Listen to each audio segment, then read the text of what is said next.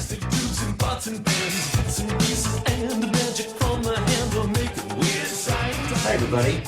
I wanted to spend my next few videos talking a little bit about these guys, Ageless Essentials. I was really struck by going into one of our local big box stores and seeing just an onslaught of different vitamins and thinking, you know, there's so much confusion out there in the market in terms of this and that and the other thing. And so what's important to have and what's interesting about the Ageless Essentials from Isagenix. And so I wanted to talk specifically, you can see I have a glass of, or a bottle of red wine here, talking about Resveretrol. So Resveretrol is in the Ageless Essentials.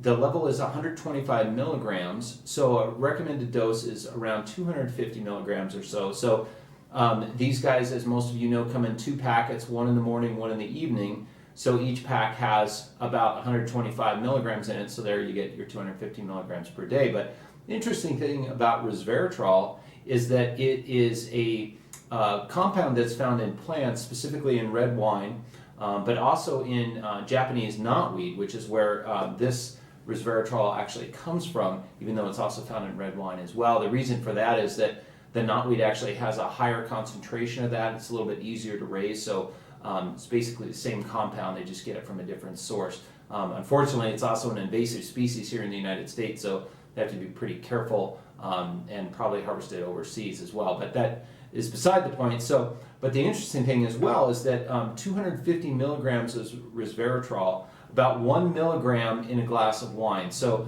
you'd have to drink 250 glasses of red wine to get the equivalent amount of Resveretrol that's in just one daily dose of Ageless Essentials.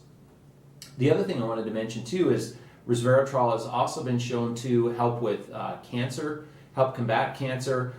In the plant, it actually is beneficial because it helps fight off bacterial and fungal infections. So it's a strong antioxidant, but obviously it does, antioxidants are beneficial in combating cancer.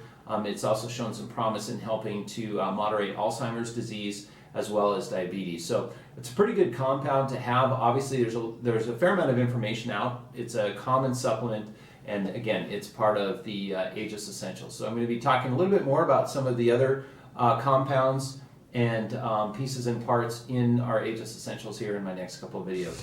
I'm Rick the Science Guy. Thanks for watching, everybody. Have a great day.